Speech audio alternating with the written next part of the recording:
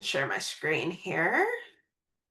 We're recording the session because some folks aren't able to be here today. I hope you'll still keep your camera on, but I understand if you don't want to.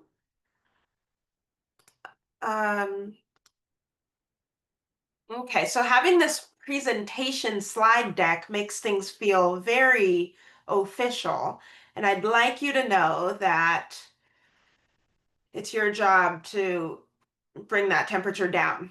We're not that fancy, so you can help bring the fanciness down by just engaging. I mean, like, what do you mean? Tell me more. I don't get it. This is why I'm really here. Tell me the answer to how this works.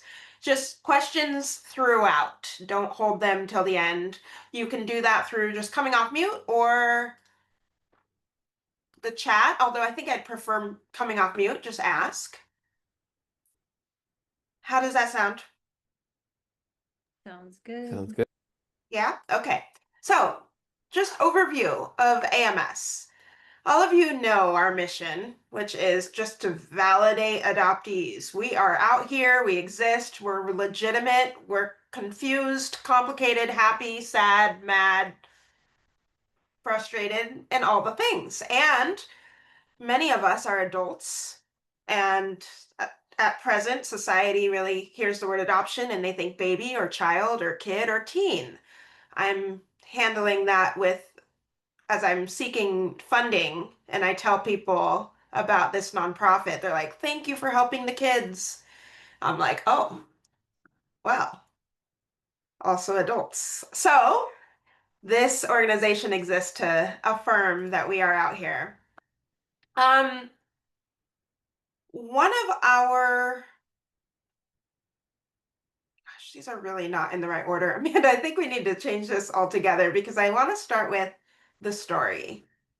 And just how we became AMS. So most of you know that I was in a documentary about in 2013, so a while ago.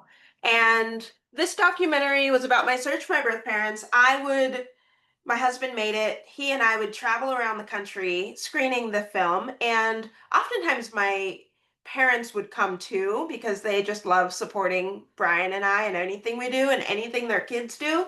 So they would come, and during the Q&A, questions would be asked. After the Q&A, it would kind of be like the parting of the Red Seas where adoptees would just flock to me and adoptive parents would flock to my parents. They would find them, even though my parents don't really like the spotlight. So to me, all these adoptees were coming up saying things like, oh my gosh, you said things that I could never say out loud. Thank you so much. Adoption's so complicated, it's so weird. And I'm like, yes. And then the parents of many of those adoptees would go directly to my parents and say, we're so sorry that Angela thinks critically about adoption and she has questions and wanted to find her birth parents, and we have an adopted child and they never think about it. They don't talk about it. They don't wonder. They're just so happy. And so afterwards, my parents and I would go out for a meal together and we would swap stories and recognize that the parents were the parents of that adoptee, and like it was just happening city after city after city. And for many of the adoptees who came up to me, I would just say, let's Zoom, let's chat. That amassed to like 300 adoptees that I was Zooming with, mainly like between 2014 and 2020. And at that point, I had some advice from people that I think highly of who were like, I think you can scale this up. You want to give it a go. So here we are today. Questions about how we came to be? So Becca was one of the early mentees prior to incorporating as a nonprofit, and she shared a little bit about what mentorship means to her. So I'm going to share her video for you. Hi, my name is Becca Flatt, and I am a mental health provider and an adult interracial adoptee. I am also someone who has struggled with feeling like I belong, finding community that feels safe for me, and that has been able to mirror back to me all of my intersecting identities. What I've found with adoptee lounges are that I don't need to look further for community connection, care, and the mirrors that I've been looking for my entire life. And one of the things that I'm often talking about as a mental health professional is reducing this feeling of isolation that can come with feeling like there's something inherently wrong with you. And that's something that I've experienced, that sense of there's something wrong with me. And I have found that soul balm in the mentoring experiences that I've had through the lounges and one-on-ones. I feel less like I don't belong and more like I'm a normal person who has had a lot of abnormal experiences, um, including the fundamental foundational trauma of losing my biological connections. I think there's something supremely gratifying about being able to sit with another adoptee who very much understands what it feels like to not belong and to have mirror back that that's normal and it's okay. I think the Adoptee Mentoring Society has so much potential to develop this really beautiful, deep community that can talk about really hard things when adoptees often aren't allowed to talk about really hard things. And the best part is that we're going to be able to do it together. So I am beyond excited to be a part of this kickoff because there's something so beautiful about the magic that happens in community with other adoptees as an adoptee. So to say that I support mentoring is a understatement, and I just am really looking forward to seeing what the Adoptee Mentoring Society does, because I think there's so much power here and I just am so excited to be along for the ride. Great. So Becca fantastically shared her experience, which we always welcome other people to share in this way. It really helps us speak to the whole broader world. But one thing I love about Becca is just that she is a therapist herself and sees the value of mentorship as a decidedly different service, which is really important to me. And I've been gathering some folks to try to help conduct research to better explain what that difference is, why it's important. So I love that Becca shared this. Um, I'm not going to share this video. I wanted to hold it. Hi, my name is Lara.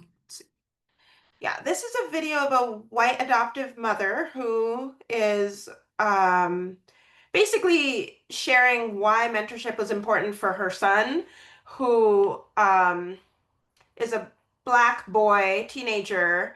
And the reason I like to share this slide, but to specific audiences, more to like adoption agencies, is because Laura really wisely speaks about how she can't be everything to her son, no matter how much she wants to care for him, love him, how much she does, loves him.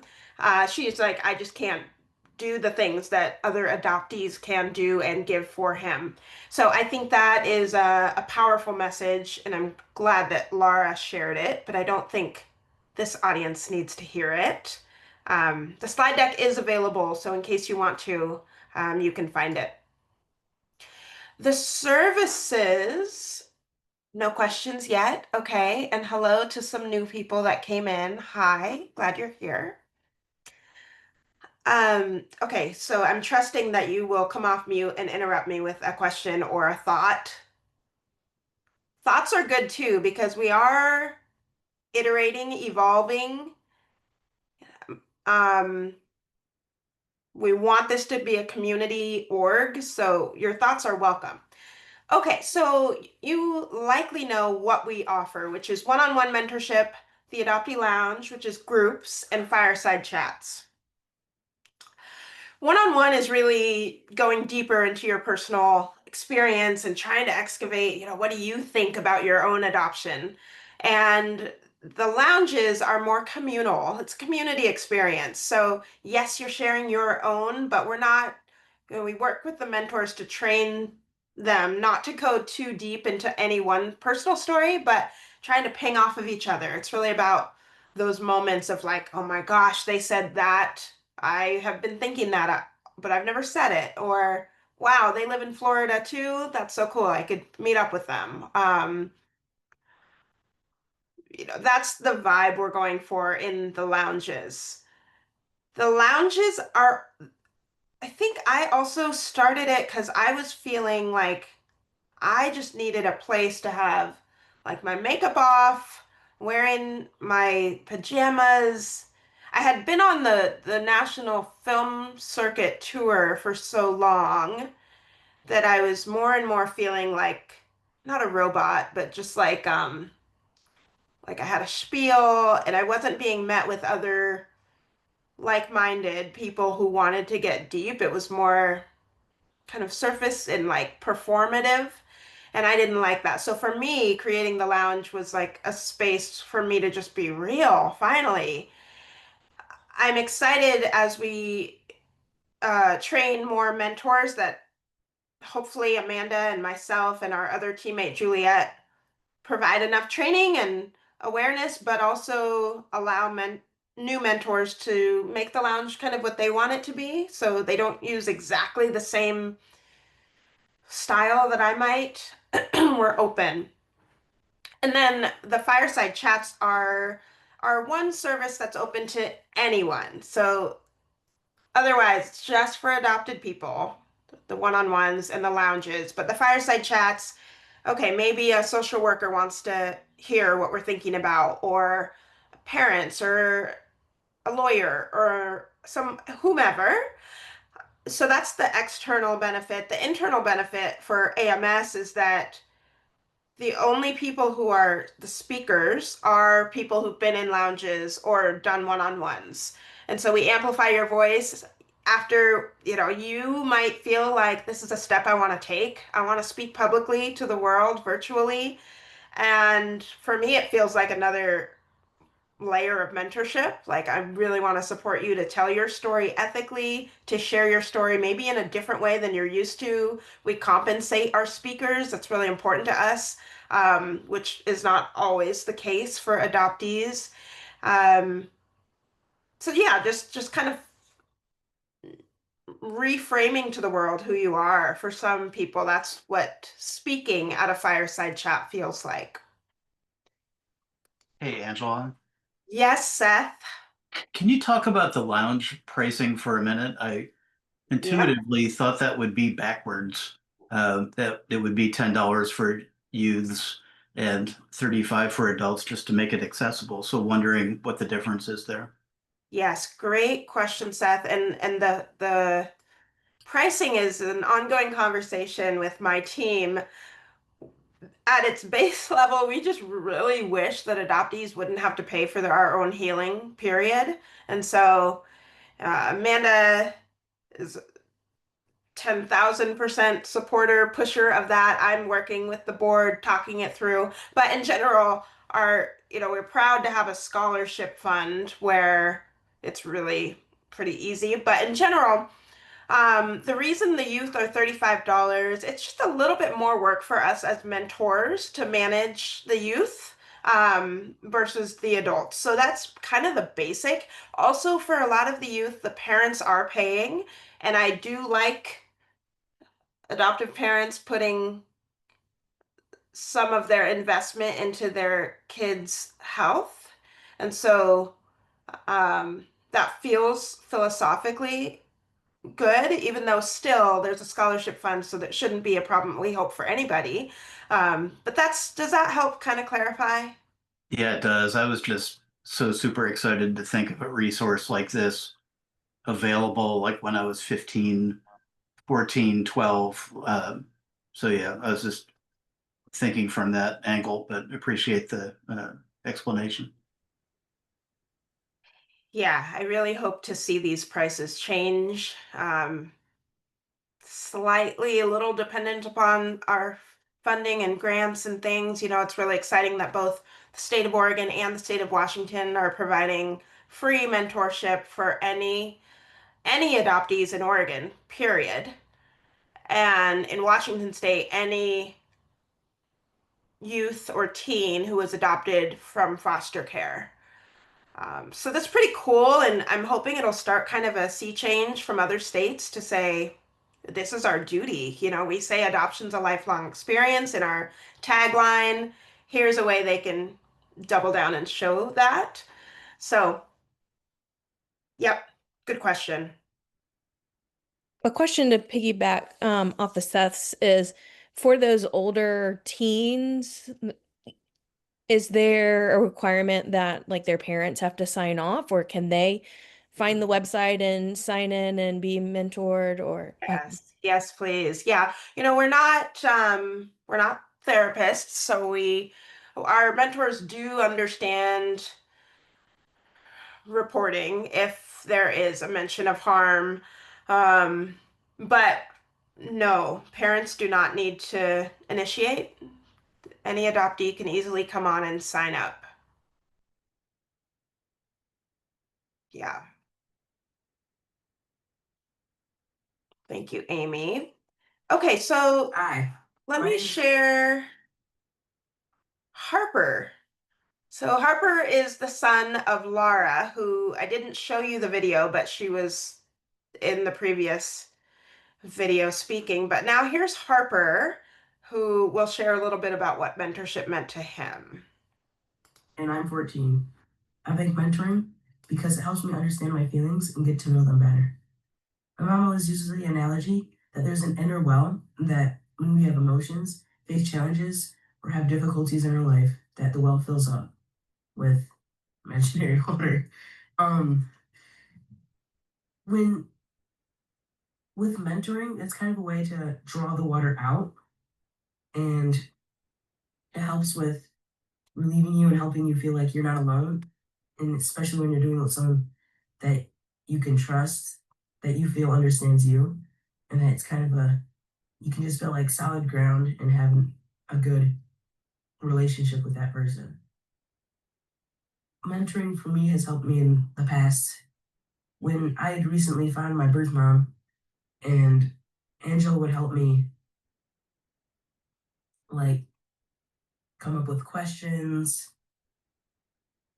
write down scenarios, and there was even some like preparing for what's ahead to come, and it would help me a lot.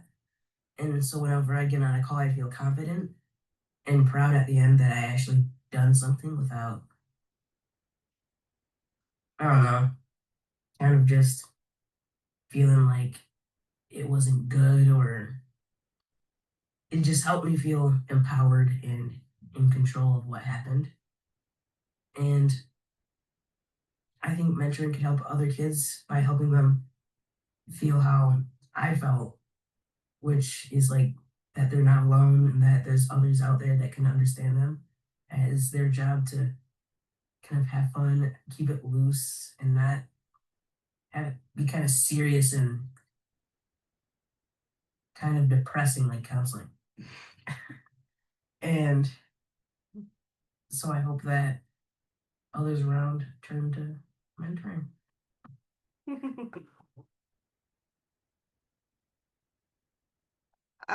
Okay, I'm going to skip values. I'm going to come back to it. But first, I just want to tell you about our team. So right now it's 3 paid staff. We're all working part-time. Amanda here on the call. You've likely interacted with Amanda. Amanda runs the programming. Chief Operating Officer essentially means running all programs and systems, helping with policies, procedures. And Juliet is not on the call today, but she is our Chief Financial Officer. Recently graduated with her MBA from Rice University, and she's done a lot of work with startups. She's an adoptee herself. And then we also have a team of ambassadors, and these are people that Juliet supports. These are adoptees who are just out in the community talking up AMS. We're so grateful for them, helping us get into different places, into agencies, get our pamphlets out, get our t-shirts out, just shout us out why we are important. So the ambassadors are wonderful. We occasionally need the help of contractors with different things. Like we just finished a new website. Um, we're working through a theory of change right now. So we're using contractors for that. And then we have a slate of, I think, 11 volunteers. I think that includes our ambassadors who are supporting us in various ways, and our board of directors. And I think our board is here somewhere. Oh, maybe not. Okay. And then right now we have 2 mentors who are trained. Jenny is here on the call with us, and I might have Jenny speak in a little bit, if she wants to, about what it is like to be a mentor.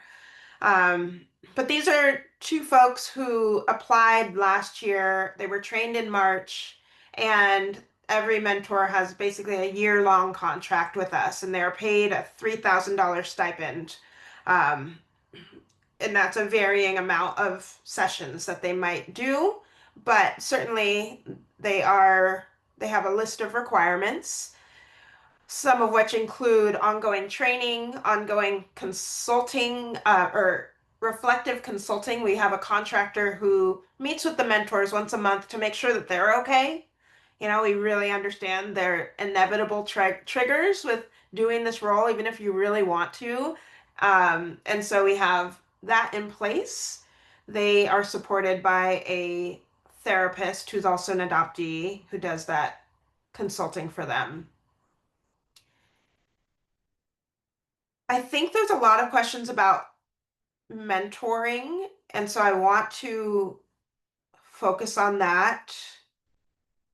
Yeah, I think I'll come back to our values in a second. So this video features the trainers, and it kind of tells you a little bit about like our philosophy on what we want our mentors to know and how to operate. So I'm going to share that with you, and then I'm going to talk a little more about that mentor training.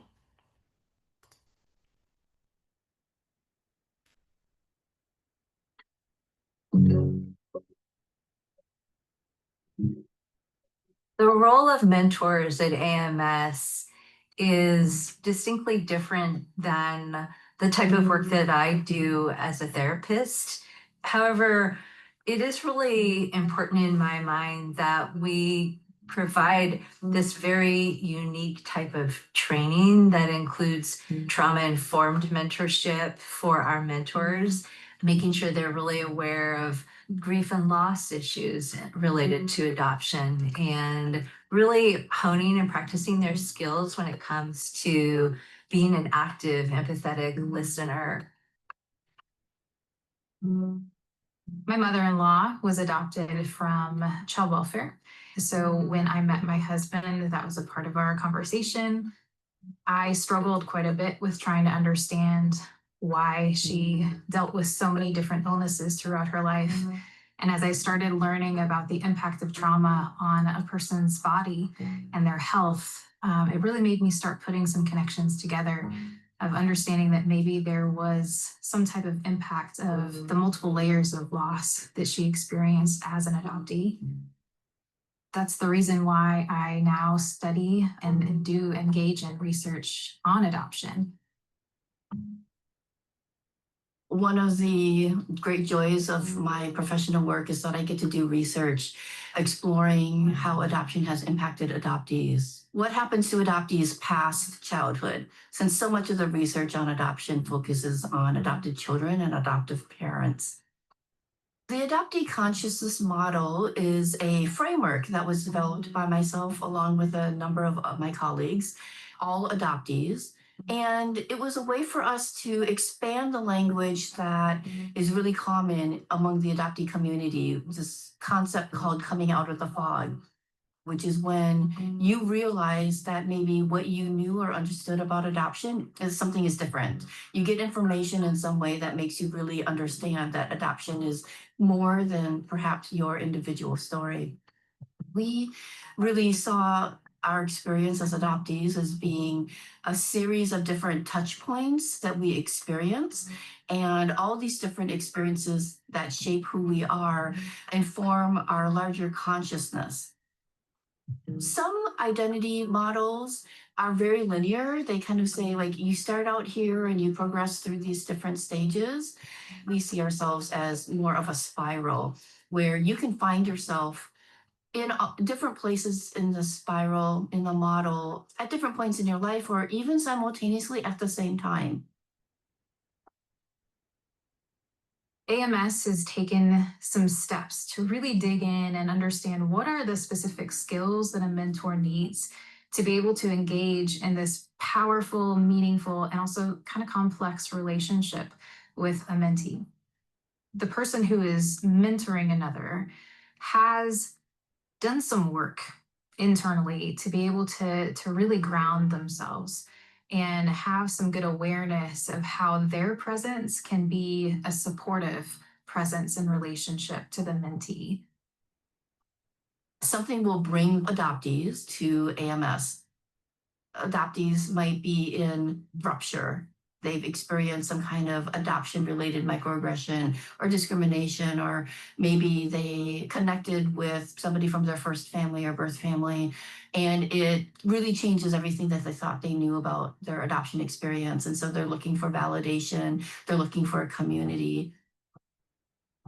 Whatever their why is, or whatever that's bringing them to come and explore, having the tools, having a lot of training, having a lot of support means that our mentors will be able to respond appropriately and be able to let the mentee take the lead, so to speak, in this journey, and then just ride along with them and kind of as their co-pilot. All of the things that we learn about in that training applies to ourselves individually, personally as well. We have to make sure our own story and our own experiences don't somehow get entangled with the mentee. If things arise for ourselves around our own adoption story, we want to make sure that we provide our mentors with that kind of being in tune with themselves as part of the work to be able to really attune to their mentee. It's really important to learn how to be engaged as a mentor without pushing your own agenda and your own thoughts about where you think somebody should be. So by using the consciousness model in the AMS training, it's helping all the mentors really be able to have tools to engage with and support the adoptees no matter where they are in their own experience. I am excited to continue to dig deeper into understanding what are the skills that create a good mentoring experience, and actually doing analysis of the conversations that our mentors are having. What are they doing that is really engaging? What's happening in those moments? Being data informed is really important. A lot of mentoring programs just rely on anecdotes. AMS really uses evaluation and feedback in a lovely way to help make sure that they actually are responding to what adoptees are needing. I'm so grateful to be able to continue to support the growth of AMS and be able to expand this opportunity to connect to all adoptees. It's just the beginning.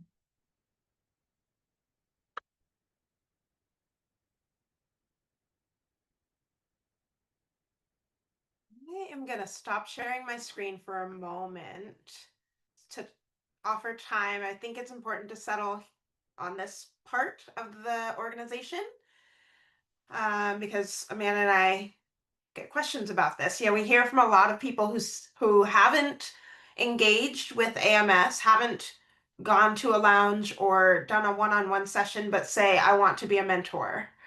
And so one of the things Amanda and I are working on is trying to communicate the importance of engaging with our services first to kind of just see, do you even like our style and vibe, and also to get to know yourself.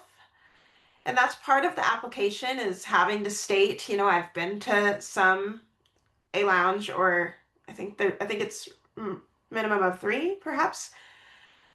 2, we hope you're involved in more than that, because that really helps you as a mentor, not just with your own experience, your own lens. I think that's one of the biggest pieces of being a successful mentor, is understanding, is like you've heard so many other people's stories, so you're no longer,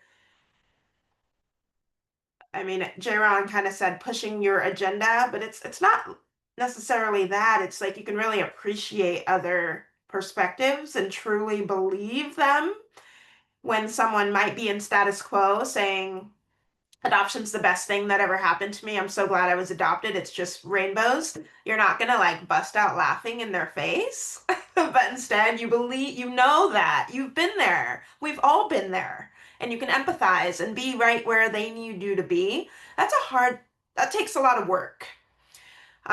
So questions about the mentor training program or our application and vetting process? I guess I have a question about sort of as someone who's not been to a lounge yet at this point, uh, would we be sort of just observers in that? Would be participating? Like what shape would you Yeah, prefer like that to take? participant.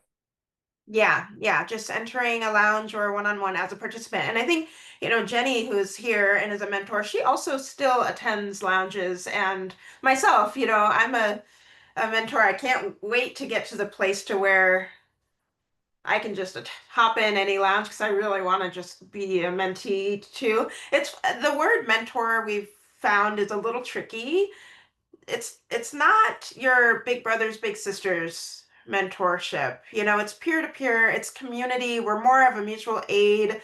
So the mentor doesn't necessarily need to be like, I know everything about adoption. It's more that you know yourself. You've worked on yourself. You understand the frameworks that we work within. So the adoptee consciousness model, for example. Um, but you're not expected to like regurgitate 10,000 resources to somebody right away. It's you're creating a safe place.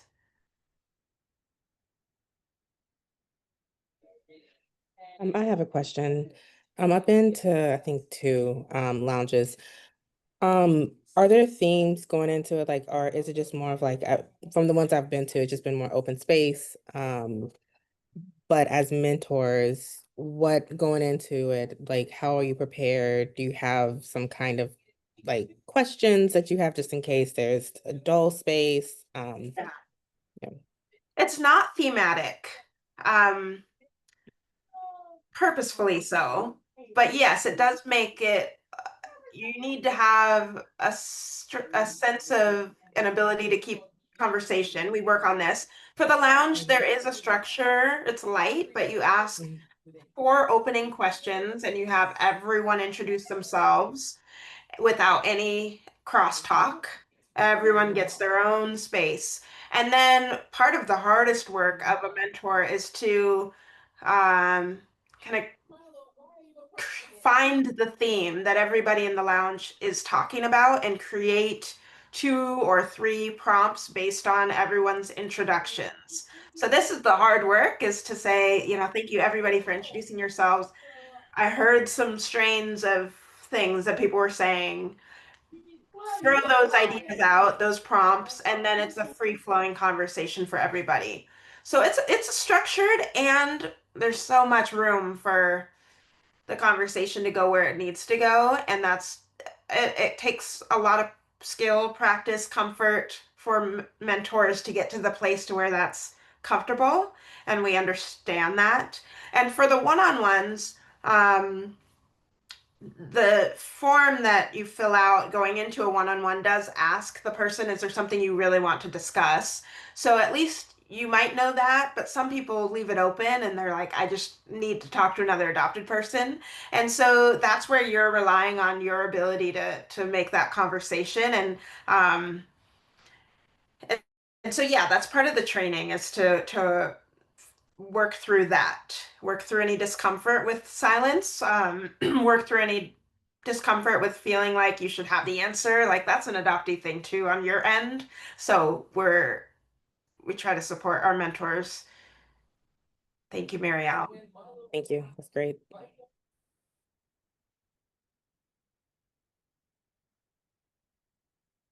More questions?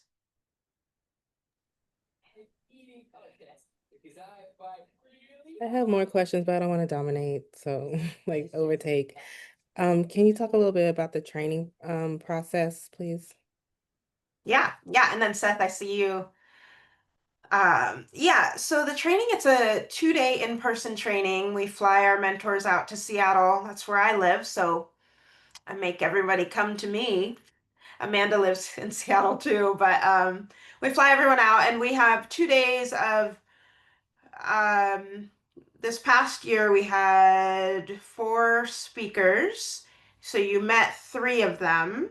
Um, Bonnie uh, she's trained in social work, so she's really great at teaching about um, kind of just different communication skills and strategies. We have Jaron Kim, who is the one of the creators of the adoptee consciousness model. So she's talking to us about how do you identify who's in what touchstone and why, and what conversations might be good with those folks.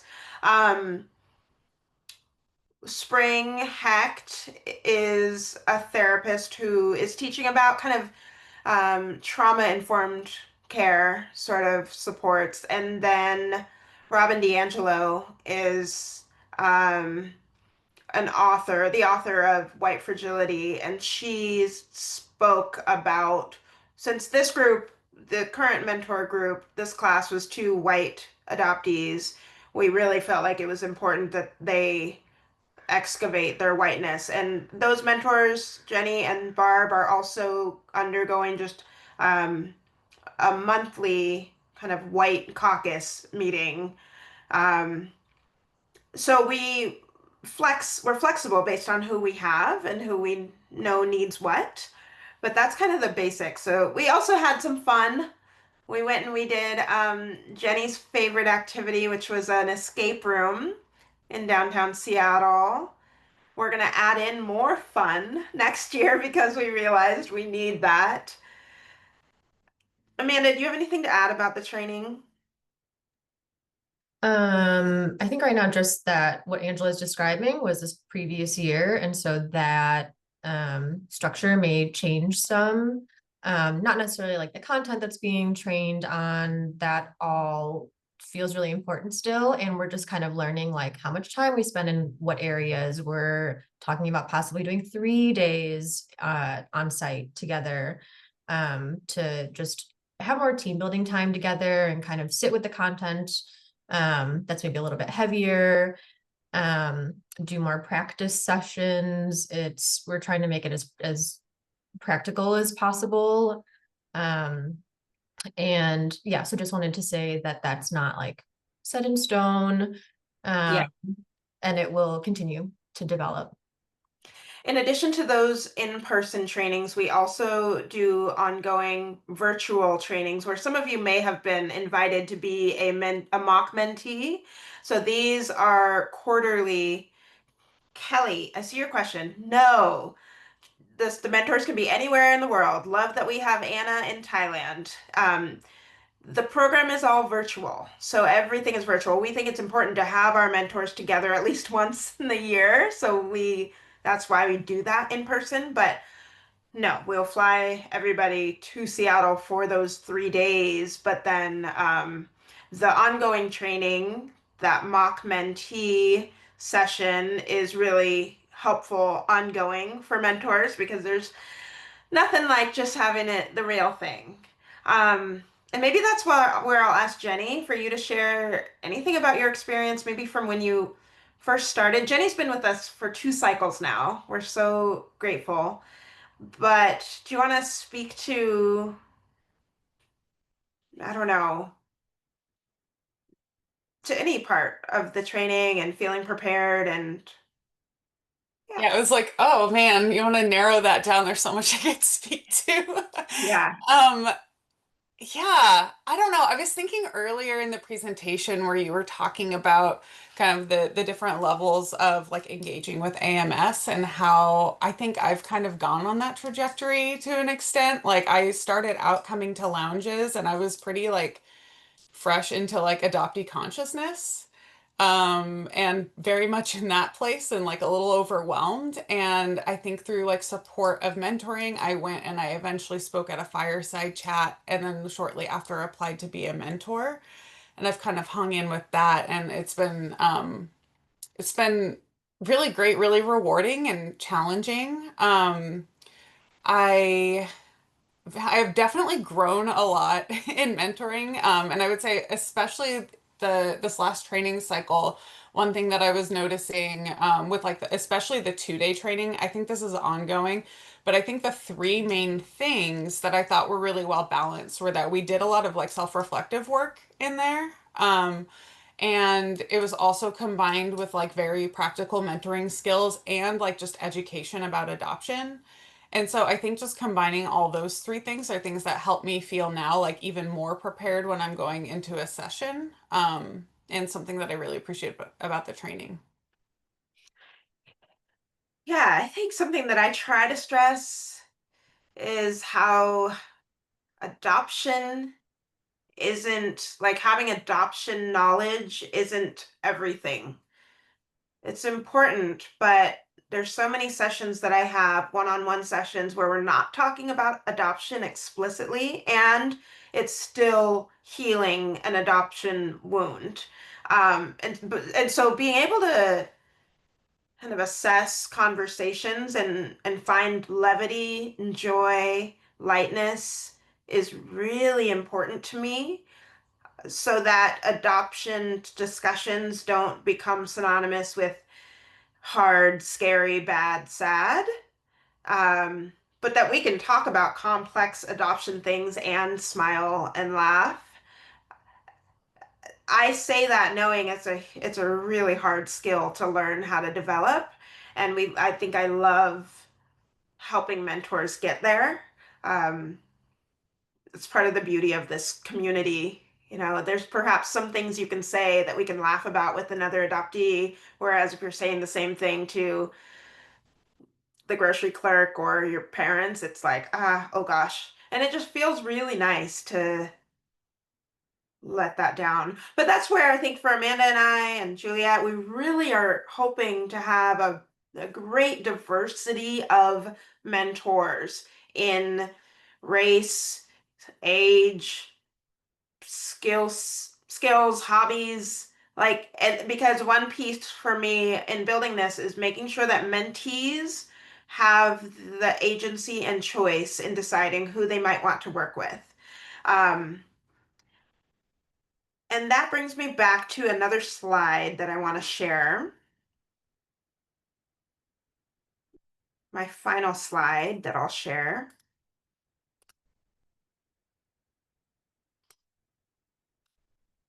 So, Hi, my name is Belinda. I'm 20. When I talk about the dream of having mentors that are as diverse as that word means, it is because I don't believe in that sameness is the answer. You know, just like we know for adoption, same race adoption doesn't mean that automatically a kid's not going to think they're adopted, you know. Um, it's a mentor, I want them to be able to mentor anyone. Some people come to me and they say, I'm a Chinese adoptee. I want to mentor other Chinese adoptees.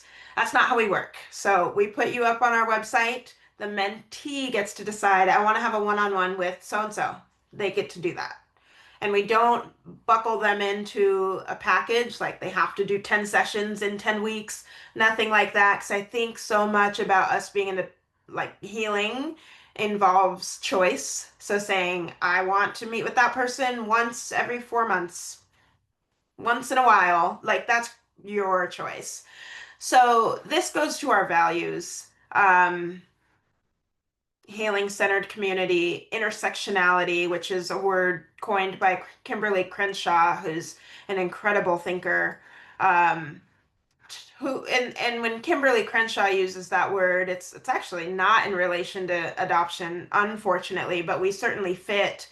Her definition was essentially just talking about how when you have multitude of unique identities, it can overlap and really stack up on each other.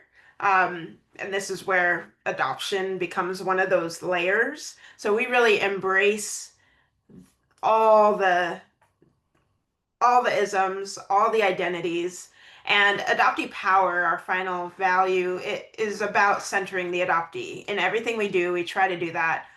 Most recently, it was our website.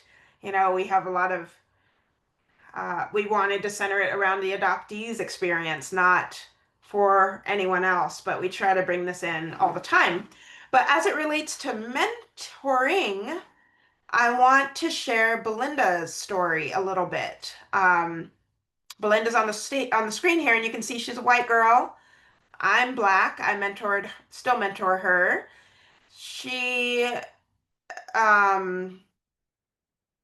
there are things she's allowed me to share, which is that she was adopted at 19 years old by her band teacher who was 30 years old. So I'm sharing that to say, how different could she and I be, right? That I'm black, adopted by white folks, transracially. She was adopted by white people, so same race.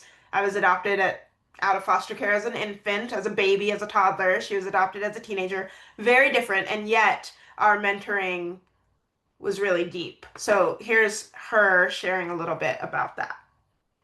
2 years old and I'm currently in college. She's kind of quiet. Hopefully you can hear her. Hi, my name is Belinda. I'm 22 years old and I'm currently in college, and I aged out of foster care when I was 18 and homeless and on my own, but I did get adopted about 6 months later. Having a mentor is super important to me personally, since therapists do not get it. They really only provide textbook answers because they haven't personally experienced the traumas and emotions that are centered around foster care and adoption, because they haven't experienced it. When I began meeting with Angie, I had a therapist, but she didn't get how I felt on a personal level. After I connected with Angie, I realized even if we don't have the exact same experiences or the exact same traumas, we can relate to those same basic emotions that are centered around trauma in foster care. Specifically, when my parents got pregnant, I was 21, and although Angie hadn't personally had that experience of being a 21-year-old about to have her first ever sibling and those fears of abandonment and trauma that arose with that, she understood the core of my emotions because of her experiences with loss, abandonment, and the fears that come with that. Throughout the months that led up to my brother being born, she listened, she related to my feelings the best she could, and she helped me come to terms with the new change that was going to happen. Because of her guidance and friendship in my life, I was able to experience being a sister for the first time without a completely paralyzing fear that I would be abandoned again. Having mentors that were or are part of the system allows us to connect and process feelings that aren't always as warmly accepted by others outside of the community. Oh, Belinda. I think that does it for us. So yeah, this is we have a few more minutes in case there's anything else that's like, I don't get it, I want to know more. Please ask. That's what this is designed for. I had a question about when we were talking about um, like if you're mentoring someone one-on-one and you're find yourself getting triggered by something they're saying. And I understand that we have professional people to help us with that outside of the session, but in the moment when it's happening, what is the guidance and what is the level of transparency that you would recommend we have with mentees? Like, how much do we share?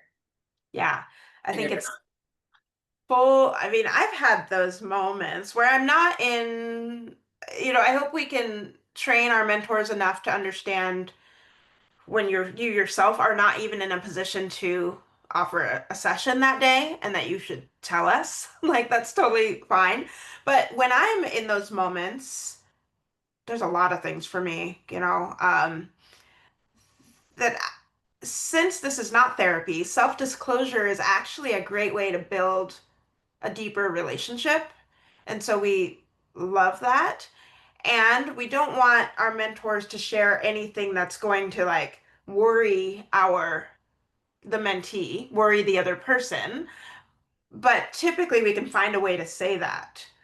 Or we slow the session down. So we talk about that. We can practice it just to be like, wow, what you said has really impacted me. I think I'm going to go grab a glass of water. I'll be right back. Or, yeah, I have a lot of moments where I'm just like, gosh, I think about Belinda, who just spoke, and I shared her story publicly, so I know this is okay to share here, and it's being recorded, but she refers to her birth parents as her sperm and egg donors. And I, you know, was dying to know my birth parents my whole life, and am currently still working to not say birth mom, but to say Deborah. And I even flirt with perhaps someday I'll use the word mom, but I don't know. I don't think so. I'm working on it, right? And so I've said that to Belinda. So she knows me, and she still doesn't feel like, I don't know if I can say sperm and egg donor. She absolutely can, should, needs to. That's her story. So hopefully that helps, JJ. I think self-disclosure is key. I think that's part of our healing work that I don't know where else we can get it. Mhm. Thank you. Can we come back to Mariel's question a little bit? She asked some stuff about qualifications, which really resonated with me. Because I do executive coaching. So with business people, in the very first meeting, it's like, where are we? Where are we going? What are your qualifications to be here? Yeah. And all these types of things. So imposter syndrome shows up like boom, like who are you to even sit in this space? Yeah. And the adoptee part of me is so desperately wanting to be known and seen and all of that that it's so fast to have that experience. So I think of like is there a list of like curated resources just so that we can do that self-development and reflection, and do that work just to be the best that we can, in addition to the professional training that you talked about. Is the first thing that came to mind. And then, also, as I'm not the 25-year-old representative anymore, based You're on not the, 25? no, I'm not 25 anymore. I Something thought happened. you were. I know, it's terrible. It got all white and fell out. Um, so being in that space, like I've been with therapists for over 30 years. I've read hundreds and hundreds of books about adoption. Um, but still, even in that space, imposter syndrome still shows up. Um, Answering the question of what makes you qualified to be here used to be hugely uncomfortable. Now it's just more, well, let me tell you about some of the things I think you might be interested in. And if you still feel a synergy here, then fantastic. I'd love to work with you. But if not, I've finally reached a point of saying it's not the right time, the right person, and all of that, but they might be looking for a different connection, and that's okay too. So, um, all great stuff. But I guess the landing question is, are there any curated resources that we can reference just to be the best that we can be when we go into the training and application process and all that stuff? I don't really want a team of mentors who are, I could have built this program where I just hired my academician friends and who know adoption inside and out. And that's not what I'm wanting. You know, I don't want adoption experts. I want humans who can go into a session feeling equipped to hold a space and comfortable in the not knowing, because this is partly, I think, Muriel's question about themes or other fears about not matching, like transracial adoptee to transracial adoptee, or same race to same race. They're like, oh gosh, because I don't know. I know a lot about adoption, and I could mentor somebody I know nothing about that experience, like a kinship adoption. You're adopted by your aunt. Right. I haven't read 10,000 books on that yet. And so I don't expect mentors to be experts or to not feel a little uncomfortable sometimes. Even now I feel that way, and it's okay. I think as far as a curated list, it would be check out the application that we have online, where you're not able to apply yet, but you can see all the questions we ask. And we really look for people to answer those questions thoughtfully. And so see if you're able to answer those questions thoughtfully. And I feel like going into the lounges, doing one-on-ones will help you get a sense of like, oh, I see kind of how they're doing it. And at a certain point, you might be like, okay, I'm starting to hear the same things over and over again. There's not like new things coming out from a lounge that leave me like, whoa. Um, so that's what I would say. And I'm curious about both Jenny and Amanda to answer that question too. I mean, you kind of said what I was going to touch on, and I would say the thing that made me feel. Actually, I'm going to go back and validate something real quick. I just think imposter syndrome is a thing that doesn't necessarily ever go away. So, I think. And let me say, Jenny is using one of her skills that we taught, which is validation. Just like repeating what someone says in a slightly different way.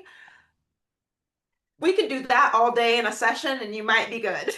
It feels so good to us adoptees. So anyway, sorry, Jenny. Yeah. So imposter syndrome alone is not a reason not to not to apply, for sure. And actually, these are the kinds of things that we talk about in our monthly consultations with Spring, because things come up sometimes when you're like, oh man, someone said something. I actually had no idea what to say about that. Or like, this is what I said, and I wish I hadn't.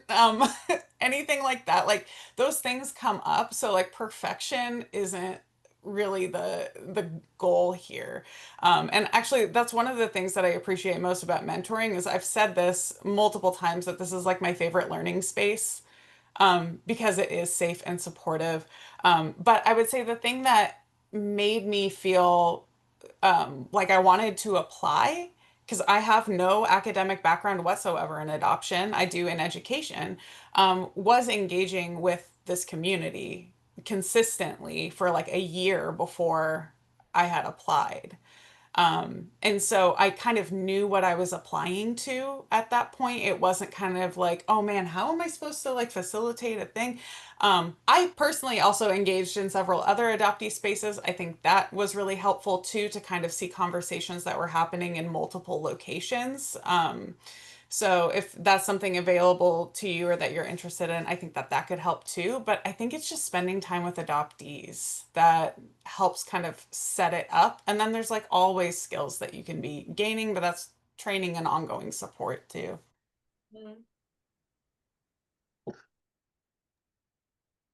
Yeah, I don't imagine there would ever be such a list that we could put together.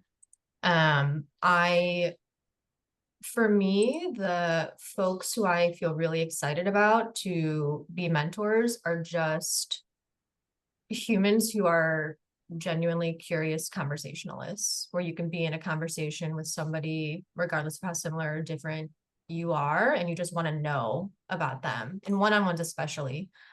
And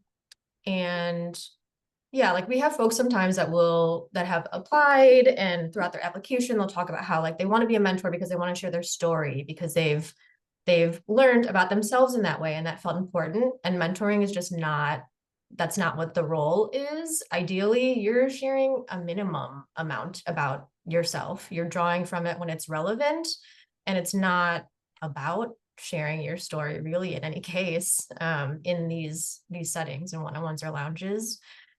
So really being able to focus on another person and know that you have experience that is so valuable in that context, and being able to discern when it's appropriate to share those things. Folks who have an appetite for their own self-work have developed tools for like self-regulation, who have outside community, outside of AMS, outside of adoptee community, who have therapists, who have, you know, your own kind of structure around what support looks like for you. And yeah, folks who are really committed, like this is really deep relational work at a foundational level. And so really, yeah, I think kind of just like reflecting on how you already do that work in your life with adoptees or non-adopted folks, and how you can translate those skills, and maybe where there are gaps. You know, there are a lot of tools and skills and things that we try to offer the mentors, and also a lot of it, in my opinion, for folks who are really successful in the role are bringing a lot of that work that they've already done up to the point that they're applying and figuring out how to integrate that into their mentoring practice. I have a follow-up question. Amanda, I like how you said, I think you said like a thirst. So I think I guess my struggle or my question, I don't know what exactly it is that I have a strong thirst for knowledge. Like I love reading. I try to read almost any adoptee book, anything. I just love it. But I also love community and relationships. So have y'all had mentor who loves that, but also is able to be relational? Because I think my thing is like um, I love the idea of resources and learning and sharpening my skills and being just holistically a better person. And so, and I know I don't think that y'all are saying like no to that, but I'm trying to understand the balance. And of course, you know, I like how you said you'll do more listening than speaking. You're not telling your story, you're listening. And that's the distinction. And I love that because I think coaching is different from mentoring.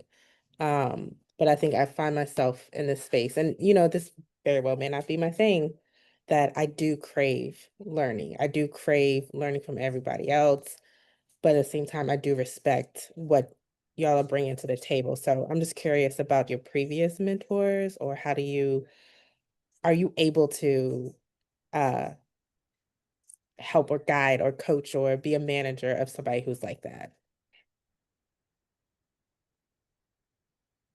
Amanda, was that directed to you? I don't know if it was, I just was saying, I just like how she said the word thirst and it just made me think about it. But that's just out there. I don't know. I'm not sure if I'm understanding the question, to be honest, or like to understand the two. It sounds like you're comparing two different things, and I'm not sure if I'm understanding what those two things are, or if I'm getting that right. I think what I'm trying to say is like when Seth asked about resources and are there is going to be like a list of resources. Um, and I get what y'all are saying, but I'm curious to know, like, do y'all what how is it that how can you not have like resources but also want, you know, us to, you know, to be sharpened and our skills to be well? Like, because I love learning, but at the same time, is that going to be like, is that desire not, is that kind of like frowned upon? I don't know. That sounds like weird to say like that, but I'm just kind of trying to understand what you Yeah, mean by like no resource list. I don't know.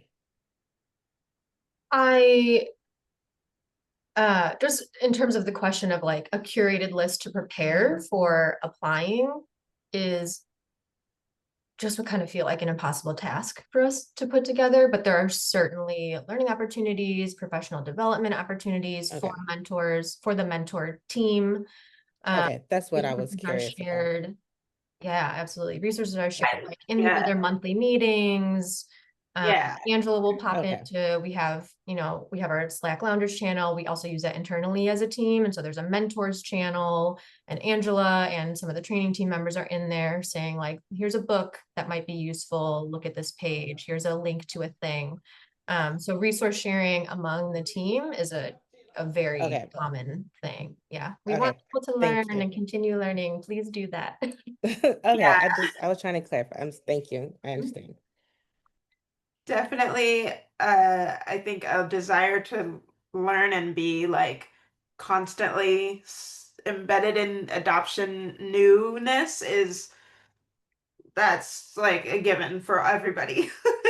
It just doesn't always need to be prominent in a session necessarily. Read this, go there, listen to this podcast. You know that maybe a mentee might want that, but it's the relationship is first and foremost. But I think certainly all of us are devouring adoptee stuff all the time. Yeah. I also just wanted to add one more thing in response to the imposter syndrome comment, just in case it helps. Maybe it doesn't.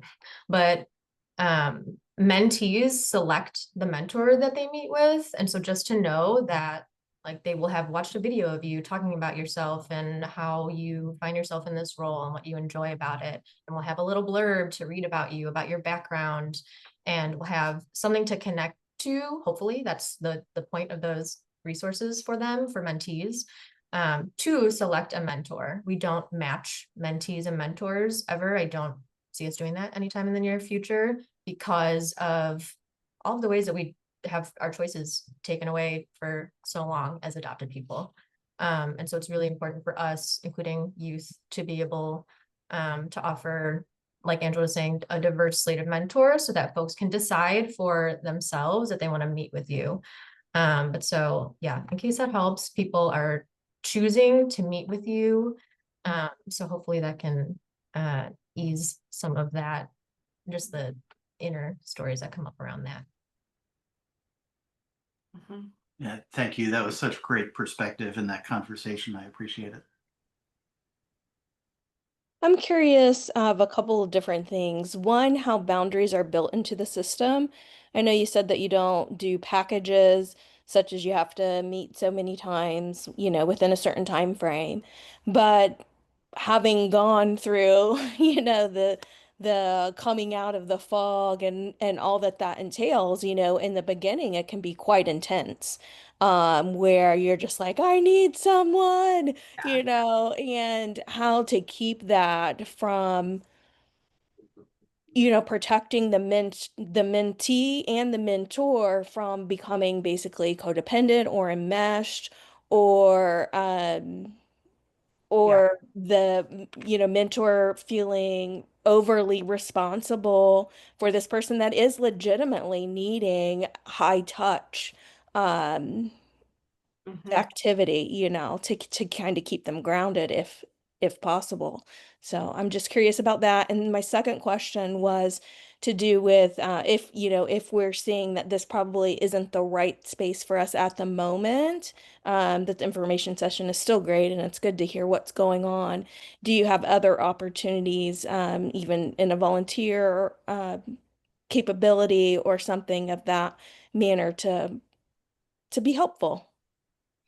Your first question about boundaries, that's where we are assessing that pretty hardcore in the vetting and application and training. Like, do you understand your own, or have you, like, give us examples of when you've had to state your own boundaries? How did you do it? Tell us all about that.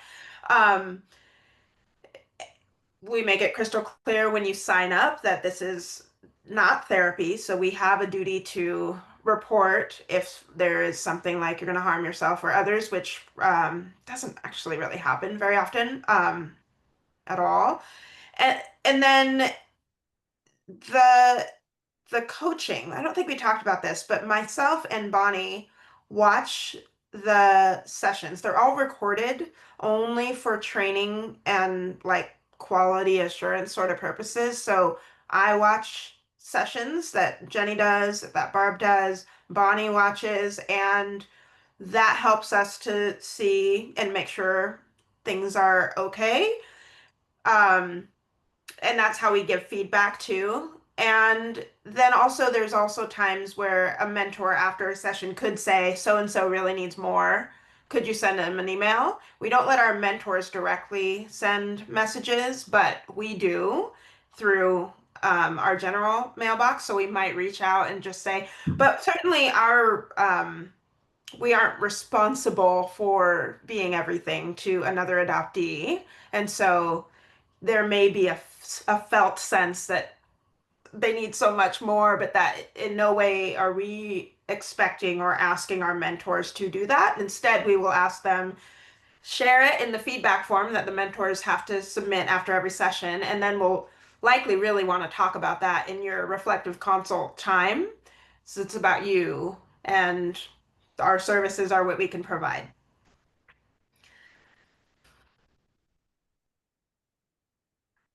Does that help with that first part of your question? Yeah, I mean, it's important for us to be attuned to it, and it's important for us not to run away, because I think that's part of healing is learning to test those boundaries. What is a relationship that is healthy? What does it look like and feel like? And I also feel strongly that I want mentees. Amanda has worked hard to build a repair process. If there is a time where we feel like we may have harmed another mentee, which can happen, what is our process for following up with that individual? And so I'm proud of that. I think that's important ethically as an organization, but also for individuals like adoptees to see a repair done well. Like, wow. Yeah. Second part of your question, I can't remember. It was just if you have other opportunities available, if it's not, if you don't feel like you're the right fit for mentoring at the moment, for people to still volunteer their time and in a way that would be helpful for AMS and adoptees as a whole. Our programming, volunteers, we love ambassadors, and I can put that, there's a page on our website that shares what that means. And they meet as a cohort together with Juliet to talk about ways that they're talking about adoption out in the community, and maybe supporting through fundraising. That's not an expectation, but there is that option. And then we have a board, can always have more board members who are skilled in supporting. And that right now really is gearing more towards kind of fundraising or opening up opportunities for like me to speak publicly or guidance in that way. But I don't think we have any other volunteer openings right now. Is that right, Amanda? We don't, and just in general, it always is very helpful for us just to spread the word about us. We are kind of growing that way by word of mouth and just connections from folks or like referrals from folks who have been to sessions. Pin, these pins are super cool. They're like legitimate enamel. We'll send you a pin, put it on your backpack, and Get our swag. Yeah, be a walking billboard for us. It helps. On a sticker, we'll send you a sticker, put it on your water bottle. Yeah. Can I say something about that? Yes. I was wearing one of the hoodies. This was 2 years ago, and we were walking out of a bowling alley. And on our way out, this guy was on his way in, and he goes, "Adoptee, what's that?" And I said, "Oh," and I shared about this organization, and he goes, "Well, I'm adopted too." And then we had a whole conversation in the parking lot, and it was really lovely. That is it. I love the swag. That is so cool. Yay. Great. Well, if that's everything, we'll wrap up, but you know how to contact us. Email with any questions. We're happy to hop on a call and talk even more about the process. We really want it to be a good fit for everybody. So there's no secrets. We're really transparent. But thank you for your investing your time tonight, and hope to see everybody in a future session or lounge. Okay, thank you. Thank you.